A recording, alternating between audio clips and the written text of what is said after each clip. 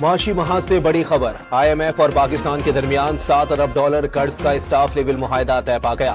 37 ماہ کے معاہدے کی حتمی منظوری مالیاتی فنڈ کا ایگزیکٹو بورڈ دے گا۔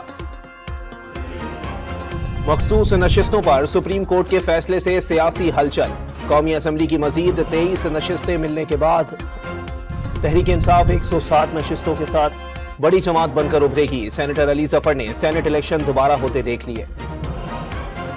سپریم کورٹ کا متنازع مخصوص نشستیں تحریک انصاف کو دینے کا حکم۔ پشاور ہائی کورٹ اور الیکشن کمیشن کا خواتین اور اقلیتوں کی 77 مخصوص نشستیں دیگر جماعتوں کو دینے کا فیصلہ کالعدم۔ سنی اتحاد کونسل کی اپیل پر 13 رکنی فل کورٹ نے 8-5 کی اکثریت سے فیصلہ سنا دیا۔ حکومت کا سپریم کورٹ کے فیصلے کے خلاف نظر ثانی اپیل دائر کرنے کا اشارہ۔ وفاقی وزیر قانون اعظم نذیر تارڑ نے سپریم کورٹ کا فیصلہ آئین کو دوبارہ تحریر کرنے کے مترادف قرار دے دیا۔ پیپلز پارٹی کے رہنما شرجیل انعام میمن نے عدالتی فیصلہ مبہم قرار دے دیا۔ عدالتی فیصلے سے حکومت کو کوئی فرق نہیں پڑے گا، واضح اکثریت حاصل ہے، مصطفیٰ کمال کا رد عمل۔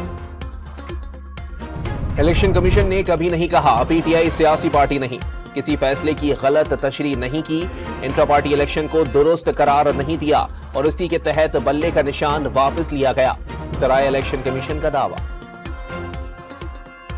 حکومت پنجاب نے سپرنٹینڈنٹ اڈیالہ جیل اسد وڑائچ کا صاحبال جیل تبادلہ کر دیا۔ جیل خانہ جات کے گریڈ 19 کے عبدالغفور انجم اڈیالہ جیل کے نئے سپرنٹینڈنٹ تعینات۔ اسلام آباد کی عدالت میں بانی PTI اور بشرا بی بی کی عدت نکاح میں سزا کے خلاف اپیلوں کی سماعت، خاور مانیکا کے وکیل کے دلائل جاری۔ CTD کی کراچی میں بڑی کارروائی، کالعدم TTP سوات اور TTP کراچی کا ذمہ دار دہشت گرد ہدایت اللہ عرف مولانا عبدالحکیم گرفتار۔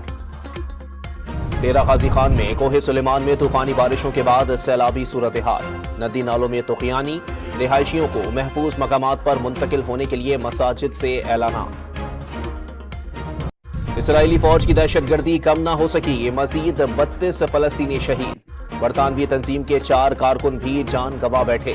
تل حوا سے اسرائیلی انخلا کے بعد 60 افراد کی اجتماعی قبر دریا، صہیونی وزیر اعظم کا حماس کے خاتمے تک جنگ جاری رکھنے کا اعلان۔